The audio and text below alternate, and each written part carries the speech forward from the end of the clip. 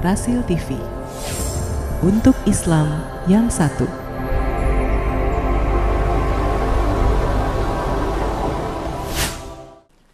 Bismillahirrahmanirrahim. Alhamdulillahirrabbilalamin. Hamdan katsiran thayyiban mubarakan fi kama yuhibbu rabbuna wa yarda. Allahumma salli wa sallim wa barik ala sayyidina Muhammadin wa alihi wa sahbihi wasallam. Assalamualaikum pendengar setia dan pemirsa Rasil dimanapun Anda berada. Apa kabar? Saya Firman Muslim Taher, ditemani saudara kita Kang Haidar dan Zulfikar di meja operator, juga Obi di switcher. Pada kesempatan ini kita hadir kembali dalam acara Mimbar Rasil. Alhamdulillah narasumber kita, beliau sudah hadir di antara kita, yaitu Ustadz Abdi Kurnia Johan.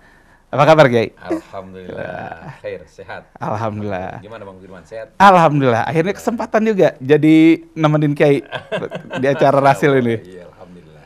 Hijrah dan sikap moderat. Nah, itu Kiai. Saya senang banget Kiai membawa tema itu. Karena Kiai, kebetulan saya bergaul dengan berbagai macam lingkungan ya Kiai. Ada musik, ada lingkungan anak musik, anak jalanan, preman, dan lain-lain. Iya.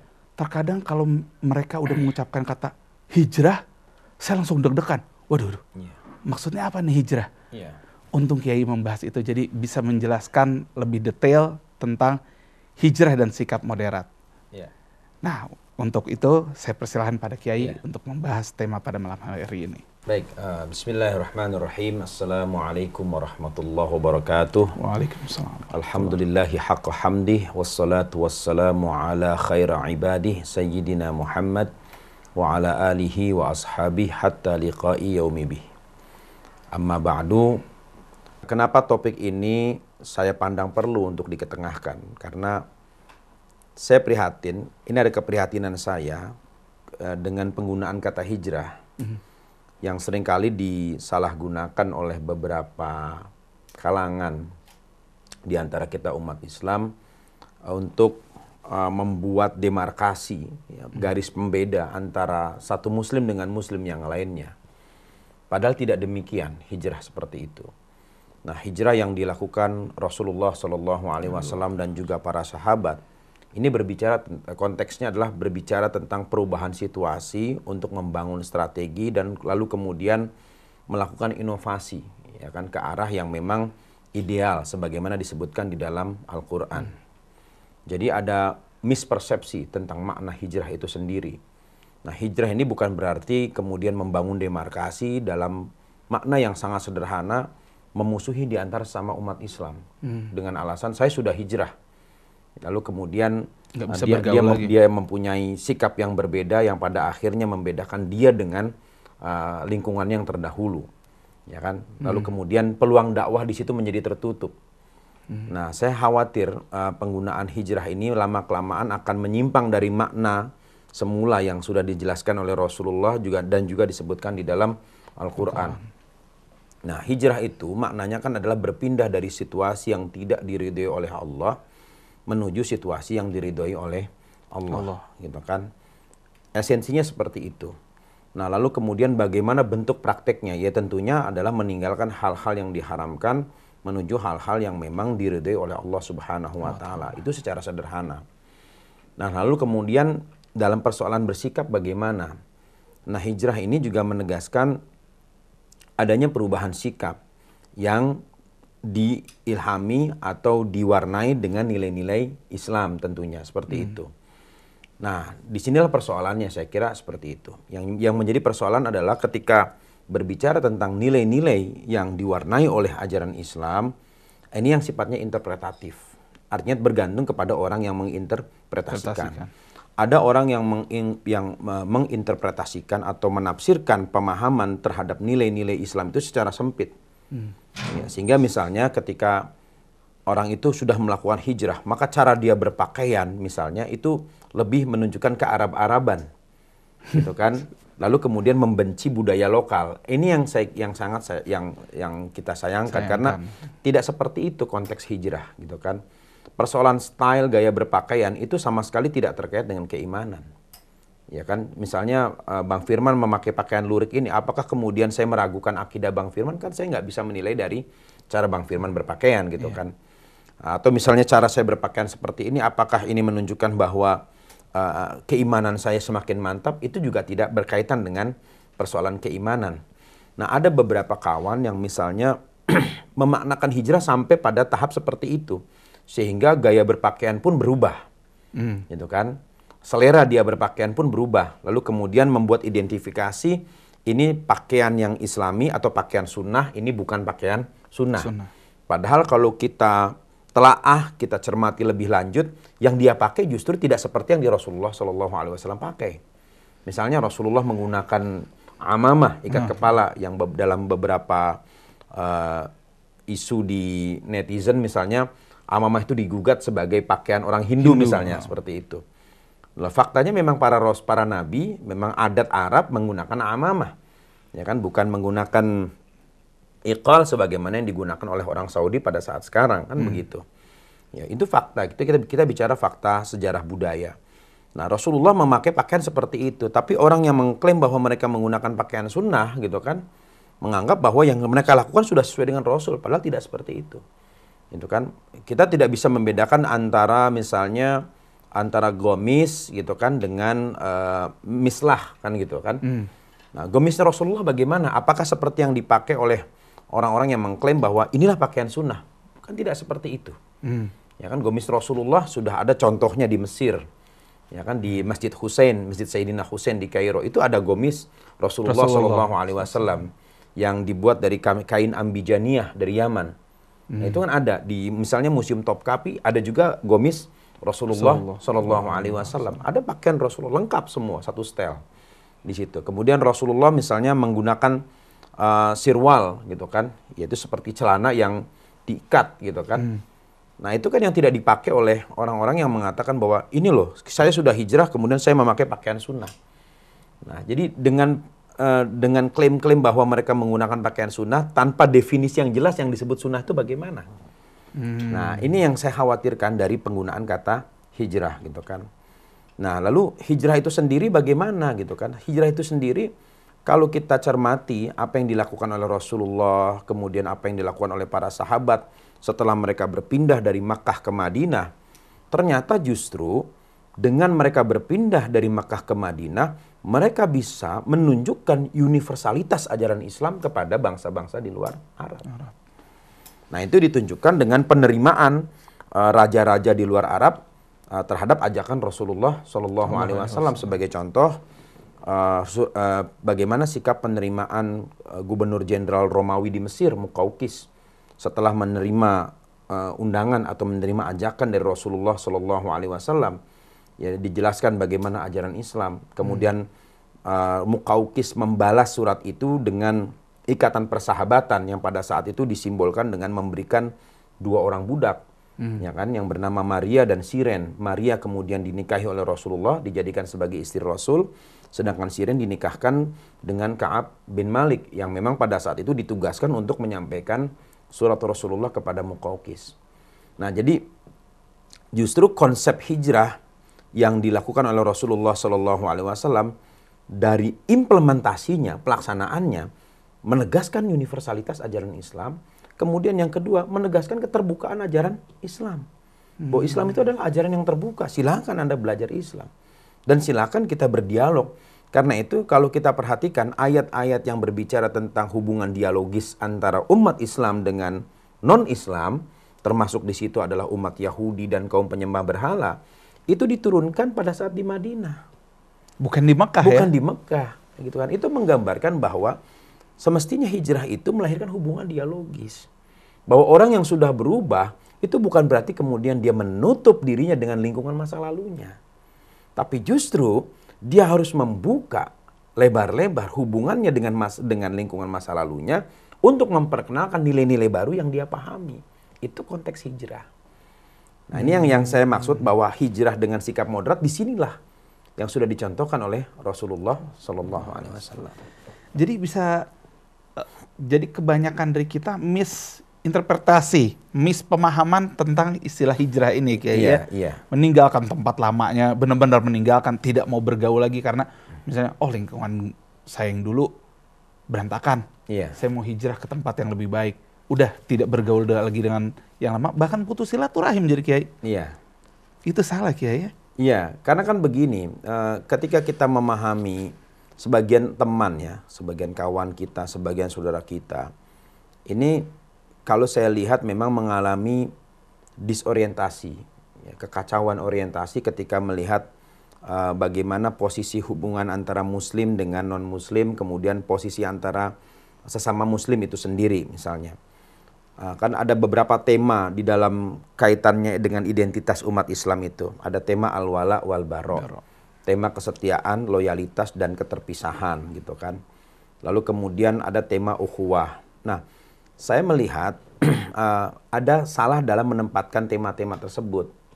Nah, kadang-kadang tema al-wala wal bara itu dijadikan sebagai alat untuk memisahkan, membedakan antara sesama muslim itu sendiri. Ya kan? Oh, saya sudah hijrah, itu kan. Kemudian hijrah itu saya lakukan dengan pemahaman saya terhadap konsep al-wala wal bara.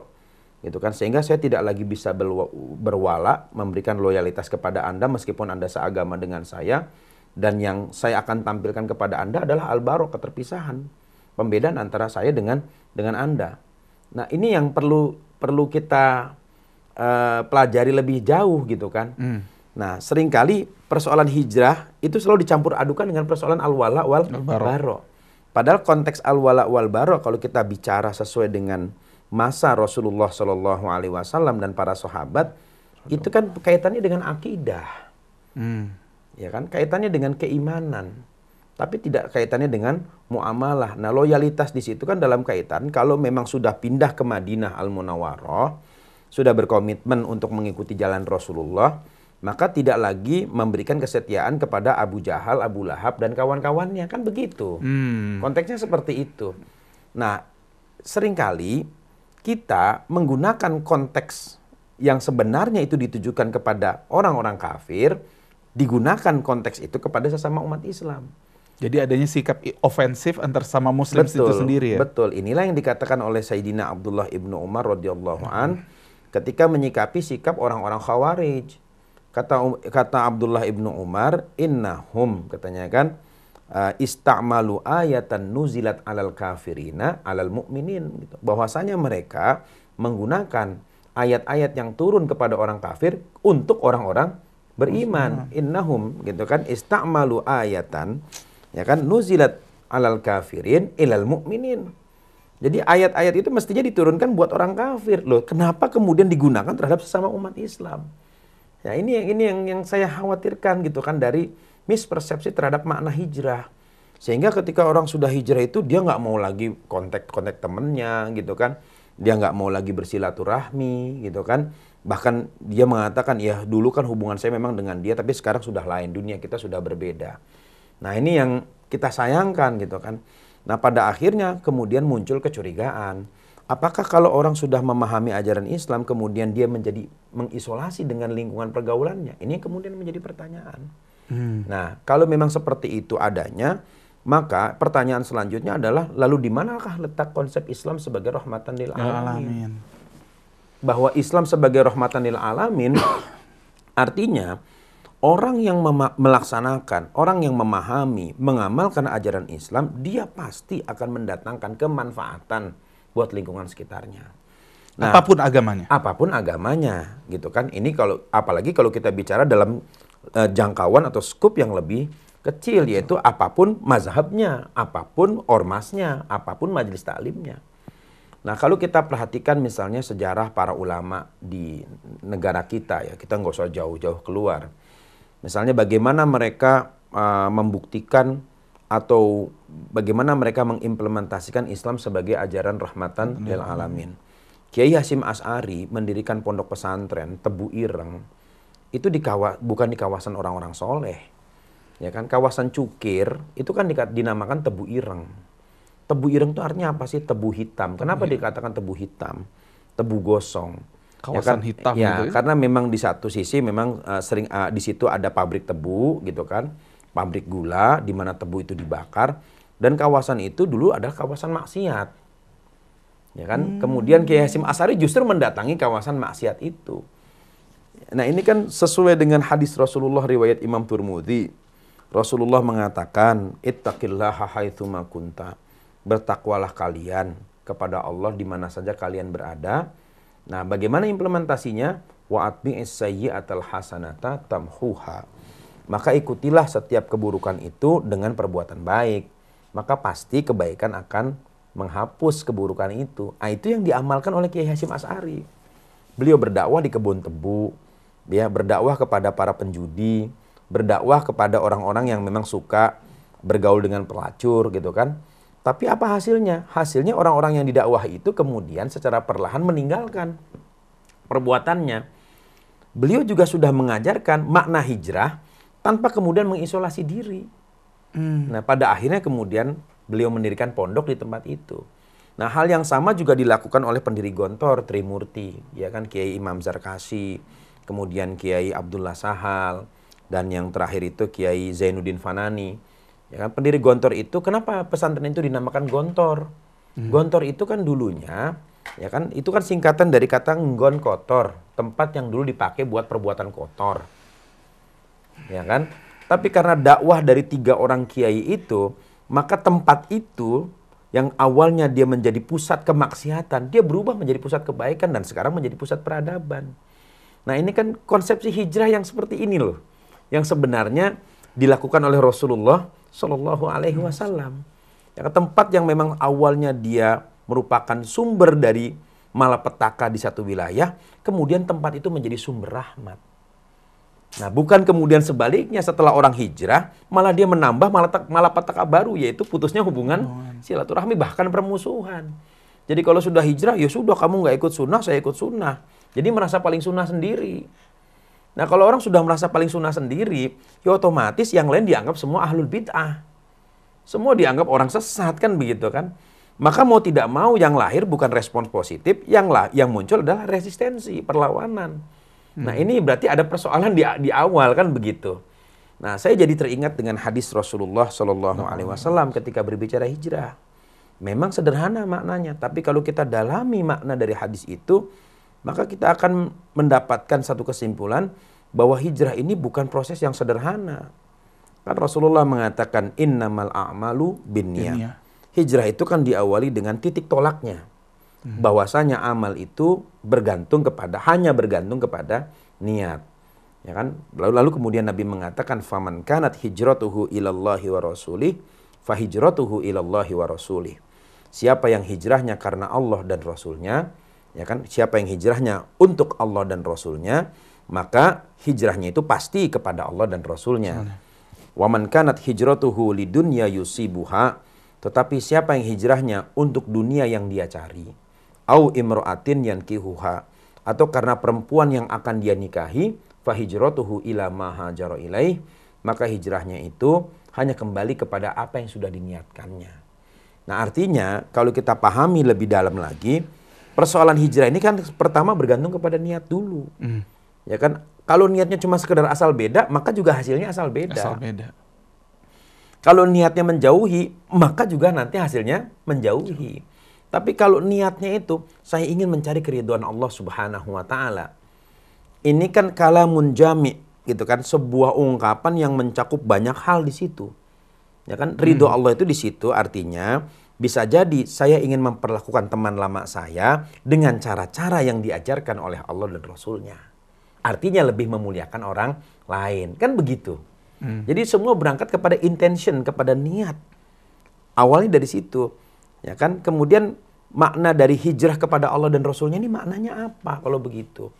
Kan bukan cuma sekedar mengikuti Quran dan Sunnah. Lah Quran kan nggak berbicara. Ali bin Abi Thalib radhiyallahu an mengatakan, ya kan, Al-Qur'anu la yantiq. Quran nggak ngomong. Innama yantiqu bihi an-natiq. Yang ngomong itu adalah orang yang menggunakan Quran. Kan begitu. Oh, kita mengikuti Quran. Ya, ini harus didalami dulu. Yang disebut mengikuti Quran itu bagaimana. Lah kalau sampean nggak pernah ngaji terus tahu-tahu bilang mengikuti Quran itu terus yang model yang mana yang mau diikuti? Adzabu jahannamnya mau diikuti atau bagaimana? Kan begitu. Iya kan? Jadi harus ada kajian lebih mendalam lagi. Maka hijrah itu bukan cuma sekedar mengungkapkan, oke, saya pokoknya nggak suka, saya bosen, saya kecewa, saya hijrah. Nggak begitu. Memang dalam itu niatnya beda itu kayak. Itu sudah beda. Ya kan, dalam batas-batas tertentu, misalnya Abdullah ibnu Abbas radhiyallahu an atau Abdullah bin Umar radhiyallahu an ya pernah juga mengatakan, kalau kalian memang di satu tempat merasa tidak mendapatkan rizki yang bisa membuat Anda lebih dekat kepada Allah, maka pindahlah ke tempat lain. Gitu kan? Itu kan pendapat Abdullah bin Umar tentang makna hijrah dalam konteks mencari penghidupan. Penghidupan Ya, untuk mendekatkan diri ke untuk Allah juga mendekatkan itu. diri kepada Allah, kan begitu. Nah, tetapi kalau kita baca hadis Rasulullah misalnya, beliau mengatakan la hijrata ba'dal fath. Tidak ada hijrah dalam arti pindah tempat setelah penaklukan kota Mekah. Artinya, apa alasan Anda untuk keluar dari satu negara Islam atau dari satu tempat yang memang di situ aturan-aturan Allah sudah berjalan, Anda ingin pindah ke tempat lain, apa alasannya? Itu kan? Tapi Abdullah bin Umar kemudian memberikan tafsir terhadap hadis Rasulullah tadi, kan gitu kan? Tafsirnya apa? Ya kalau memang Anda pindah tempat semata-mata ingin mendapatkan pendapatan yang membuat Anda lebih dekat kepada Allah, silakan. Nah, sehingga karena itu para sahabat banyak yang keluar dari Madinah. Ya, pergi ke Kufah, pergi ke Basrah, pergi ke Yaman, ya kan, pergi ke Mesir, pergi ke Halab, pergi ke Damaskus. Tujuannya untuk apa? Bukan semata-mata mencari pendapatan, tetapi mereka juga berdakwah, menyampaikan pesan-pesan Rasulullah Shallallahu Alaihi Wasallam di tempat-tempat itu. Nah, ini kan menunjukkan bahwa cara pandang para sahabat terhadap makna hijrah kan tidak sempit. Iya. Gitu. Jadi saya melihat ada keterkaitan antara hijrah dengan sikap moderat yang pada akhirnya berujung kepada bagaimana kita melihat agama ini secara komprehensif, secara luas. Gitu. Jadi agama ini tidak menurut satu cara pandang ulama tertentu, tidak. Gitu kan. Agama ini adalah satu sarana buat kita untuk mengumpulkan kebaikan-kebaikan dari banyak tempat. Itu agama. Gitu kan. Karena itu pendapat jangan cuma satu saja yang dilihat, kan begitu. Iya. Ya kan? Seperti disebut dalam surat Az-Zumar, alladzina yastami'una al-qaula wa yattabi'una ahsanah. Bahwa di antara ciri orang yang beriman itu yastami'una al-qaula, semua pendapat didengarkan. Tetapi wa yattabi'una ahsanah. Mereka mengikuti yang paling baik dari pendapat-pendapat tersebut. Ini kan artinya ada upaya untuk mengumpulkan dulu. Iya. Seleksi, nanti Oh diseleksi. iya, kan begitu. Saya kira begitu, Bang Firman. Bahkan gini ya, Kiai, saya pernah dengar tausiah. Pernah suatu ketika Imam Syafi'i datang ke suatu daerah yang bermazhab Hanafi. Pada saat itu Imam Syafi'i salat subuh tidak melakukan kunut. Lalu pengikutnya ada yang menegur, Imam Syafi'i, kau nggak melakukan kunut? Lantas Imam Syafi'i bilang, ini tempatnya Imam Hanafi. Kita utamakan akhlak dibanding fikih. Itu mungkin salah satu bentuk keterbukaan, sikap moderat ya Kiai? Iya, betul. Nah, itu memang disebutkan dalam biografi Imam Syafi'i itu. Yang ditulis oleh Abdul Halim Jundi. Kalau nggak salah, Dr. Abdul Halim Jundi menulis tentang manaqib Imam Syafi'i atau biografi Imam Syafi'i. Disebutkan memang Imam Syafi'i bahkan sebelum berangkat ke tempat Imam Hanafi meminta izin kepada Imam Malik, gurunya. Kenapa? Karena Imam Syafi'i tahu bahwa ada perbedaan pendapat antara Imam Malik dengan Imam Hanafi. Ini tersinggung nggak kira-kira, kan begitu? Minta izin dulu, itu bagian dari adab.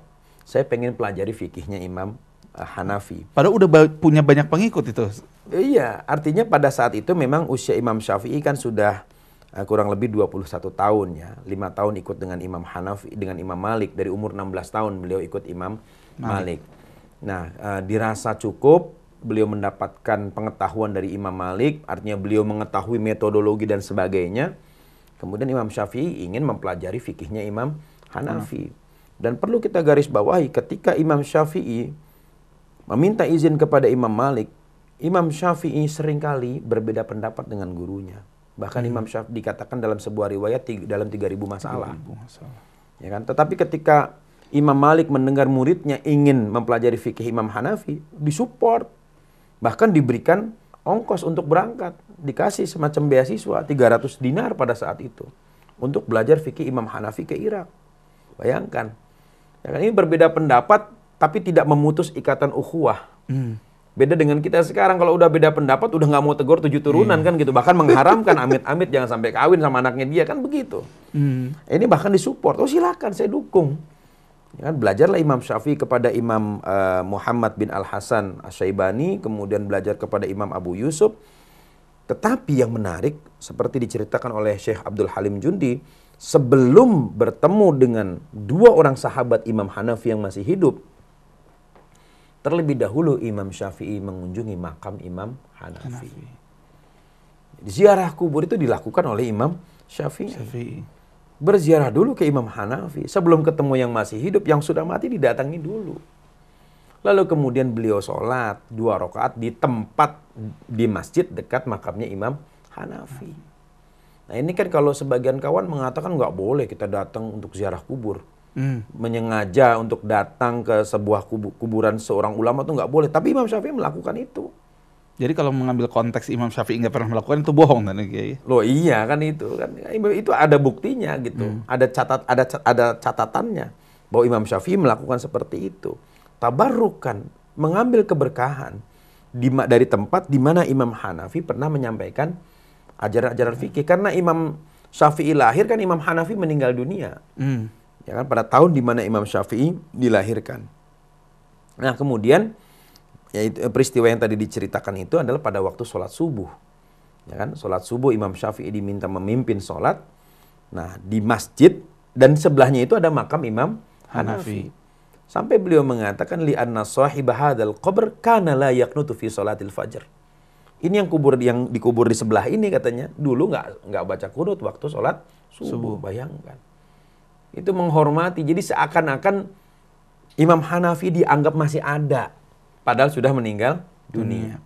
Nah ini menggambarkan bagaimana hijrah itu melahirkan sikap moderat. Seperti ditunjukkan oleh Imam Syafi'i. Beliau berpindah dari satu tempat ke tempat lain untuk mengambil riwayat, untuk mempelajari metodologi ilmu dari para ulama. Tetapi beliau tidak mengesampingkan adab. Gitu kan? Mengesampingkan adab terutama penghormatan terhadap pendapat-pendapat para ulama yang berbeda dengan diri beliau. Iya, saya juga sangat kaget jadi pas kayak tadi cerita Tebu Ireng, Gontor. Kalau sekarang kan justru kalau kita hijrah ya kalau tempat kita nggak baik kita tinggalin. Kita pergi ke tempat yang lingkungan yang soleh-soleh semua, alim-alim semua. Tempat yang kotor ya kita join. Padahal justru sebalik ya, membawa kebaikan, membawa rahmah. Betul. Nah yang dilakukan oleh Rasulullah dengan para sahabat kan konteksnya berbeda. Kalau itu dikait-kaitkan dulu Rasulullah hijrah dari Mekah ke Madinah. Itu kan konteksnya berbeda. Gitu kan. Rasulullah 13 tahun di Mekah. Dan memang gak ada perubahan. 13 tahun dulu sih ya. 13 setelah tahun. menerima wahyu. Betul. Karena beliau sudah melakukan di Mekah gitu kan. Beliau berusaha. Tapi hanya dapat beberapa ratus orang saja kan di Mekah Al-Mukarramah. Kemudian ada orang yang menawarkan diri. Ya kan, sehingga muncul dalam sejarah itu Baitul Aqobah 1, Baiat Aqobah 1, Baiat Aqobah 2. Ya kan, ikat sumpah setia Aqobah 1, Aqobah 2. Nah kan kemudian Rasulullah setelah merasa betul-betul bahwa beliau memang dibutuhkan di Madinah, lebih dibutuhkan di Madinah, beliau pindah ke Madinah. Jadi hijrah itu kan juga dilihat dari tadi ya, hijrah itu dilihat dari intensi kebutuhannya bagaimana. Apakah memang saya dibutuhkan di tempat itu atau tidak? Kan begitu. Ya kan, kalau nggak dibutuhkan ngapain kamu pindah? Kamu masih dibutuhkan di sini, kan begitu. Ya kan, karena itu ada satu pesan dari guru saya. Guru saya Kiai Muhtar Adam di Bandung, beliau ketika beliau tinggal di kawasan basis gerakan PKI, Partai Komunis Indonesia di kawasan Bandung Barat. Itu beliau dinasihati oleh orang tuanya. Kalau kamu tinggal di satu tempat dan kamu belum bisa merubah tempat itu, jangan pernah pindah. Kalau belum bisa merubah tempat itu? Iya, jangan pindah. Disitulah ladang jihad kamu. Maka bagaimana beliau berusaha menyadarkan masyarakat setempat yang pada saat itu sudah terpengaruh oleh provokasi PKI, bahkan memberikan dukungan politik kepada PKI. Kemudian berubah masyarakat itu. Mereka sadar kepada ajaran agama dan kembali kepada ajaran agama. Dan beliau bertahan di situ. Karena memang beliau masih dibutuhkan di situ. Nah ini satu quote yang menarik gitu kan. Jangan pernah pindah dari suatu tempat di mana kamu belum bisa merubah tempat tersebut. Kenapa? Karena seorang muslim itu harus punya dua hal, punya dua unsur di dalam dirinya. Yang pertama, dia harus menjadi qabilut taghyir. Ya kan? Seorang muslim itu dia harus punya unsur qabilut taghyir. Seorang muslim harus punya unsur bisa menerima perubahan. Gitu kan. Seorang muslim tidak boleh menjadi pribadi-pribadi yang cengeng gitu kan, meratapi zaman. Kok sekarang banyak orang yang nggak suka ngaji ya, kok masjid jadi sepi ya, kenapa anak muda nggak mau ngaji? Loh, terus pertanyaannya, kenapa kamu nggak bikin metodologi supaya anak-anak itu mau ngaji?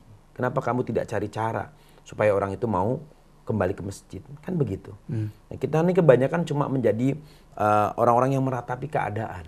Ya sekarang orang sini udah nggak demen lagi ngaji. Loh, pertanyaannya ada apa dengan ngaji sehingga orang tidak lagi suka? Kan begitu pertanyaannya. Nah kemudian yang kedua, seorang muslim itu harus punya unsur anasirut taghyir. Dia punya unsur perubahan dalam dirinya. Sehingga sebagaimana dicatat oleh seorang intelektual muda muslim ya, Bang Ismail Fajri Al-Attas ya, Habib Ismail Fajri Al-Attas. Saya membaca di salah satu bukunya, Renungan Seorang Pemuda Muslim. Di situ beliau mengutip pendapat profesor dari Jerusalem University, Profesor Menachem Nissan kalau nggak salah namanya. Menachem Nissan mengatakan bahwa dalam hitungan puluhan tahun Amerika itu akan berubah menjadi negara Muslim. Ini pernyataan yang kontroversi. Kemudian ditanya, apa alasan profesor berpendapat seperti itu? Kesalahan utama Amerika adalah menerima pendatang Muslim, imigran Muslim. Loh, memang apa salahnya menerima imigran Muslim? Orang Islam adalah tipe orang di muka bumi ini yang kuat bertahan dimanapun. Meskipun dalam kesendirian, mereka pasti akan mempertahankan ajaran agamanya. Dan pasti mereka akan mengembangkan ajaran agamanya. Nah itu kemudian terbukti sekarang. Dengan di mana di Amerika sudah mulai banyak masjid dan mulai banyak Islamic Center. Di North Carolina ada Islamic Center, kemudian di Atlanta ada Islamic Center. Di New York yang terkenal dengan Imam Syamsi Ali juga ada Islamic Center. Dan di Inggris juga seperti itu. Jadi umat Islam itu dimanapun dia berada, pasti dia akan pertahankan agamanya dan dia akan mengembangkan ajaran agamanya. Nah, itu yang disebut dengan anasirut taghyir. Dan itu yang dilakukan oleh para sahabat. Ya, para sahabat radhiyallahu anhum di mana mereka berada, pasti mereka mengembangkan dakwah. Bahkan sampai Sa'ad bin Abi Waqqas berdakwah di Cina. Ya kan, dan ada makamnya di Guangzhou.